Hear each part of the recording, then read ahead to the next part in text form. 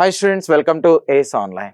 Dash is the weakest of the acid listed below అంటున్నాడు.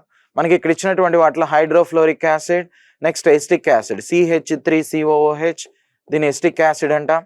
Nitric acid HNO3, next hydrochloric acid అంటే HCl, దీన్నే gastric juice or muriatic acid అనేటువంటిదిగా చెప్తారు. ఉన్నటువంటి వాటిలో వీకెస్ట్ ఏంటంటే చూడండి, ఇక్కడ మనకి ఆర్గానిక్ కెమికల్స్కి సంబంధించి ఎస్టిక్ యాసిడ్ అనేటువంటిది ఇచ్చారు. సో ఇది ఎందుకని వీక్ అవుతుంది? CH3COOH. ఓకే, ఇక్కడ ఉన్నటువంటి ఎలక్ట్రాన్స్, ఆక్సిజన్కి హైడ్రోజన్కి మధ్యలో ఎలక్ట్రాన్స్ అనేటువంటిది ఉన్నాయి కదా, ఈ ఎలక్ట్రాన్స్ అనేది మోస్ట్లీ ఆక్సిజన్ వైపుకి షిఫ్ట్ అవ్వాలి. అంటే ఆక్సిజన్కి ఎలక్ట్రోనెగటివిటీ ఎంత ఉంటుంది? 3.5 అనేటువంటిది ఉంటుంది. కాబట్టి ఎలక్ట్రాన్స్ తన వైపుకి లాక్కోవడానికి ట్రై చేస్తున్నాయి. కానీ ఇక్కడ ఈ CH3 గ్రూప్ ఏదైతే ఉందో దీన్ని +R గ్రూప్ అనేటువంటిది, అంటే ఇండక్టివ్ ఎఫెక్ట్ అనేటువంటిది మనం చెప్తాం. ఇండక్టివ్ ఎఫెక్ట్ ఇంటర్మీడియట్లో వస్తుంది ఆ కాన్సెప్ట్ అనేది. ఇవి ఎలక్ట్రాన్స్ని రిలీజ్ చేస్తూ ఉంటాయి.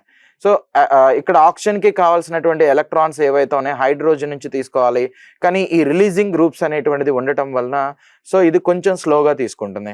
ఎప్పుడైతే స్లోగా తీసుకుంటుందో దీని నుంచి H+ అనేది స్లోగా బయటకి రిలీజ్ అవుతుంది అనమాట. ఫాస్ట్గా వస్తే స్ట్రాంగ్ యాసిడ్ అంటాం, స్లోగా రిలీజ్ అయితే దాన్ని వీక్ యాసిడ్ అనేటువంటిదిగా చెప్తాం. కాబట్టి ఇక్కడ ఇచ్చినటువంటి వాటిలో ఆప్షన్ B అనేటువంటిది రైట్ ఆన్సర్ అనమాట. అయితే హైడ్రోఫ్లోరిక్ యాసిడ్లో కూడా మీరు అబ్జర్వ్ చేయొచ్చు, హైడ్రోఫ్లోరిక్ యాసిడ్. సో దీనిలో ఇక్కడ ఏమవుతుందంటే ఈ హైడ్రోజన్ ఫ్లోరిన్తో పార్షియల్గా ఒక బాండ్ ఫామ్ చేస్తుంది.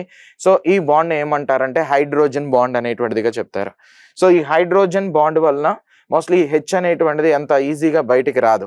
కాకపోతే ఈ రెండింటిని తీసుకున్నప్పుడు మోస్ట్లీ ఏది వీకెస్ట్ వన్ అంటే ఎస్టిక్ యాసిడ్ అనేటువంటిదే వీకెస్ట్ వన్ అనేటువంటిదిగా కన్సిడర్ చేస్తాం.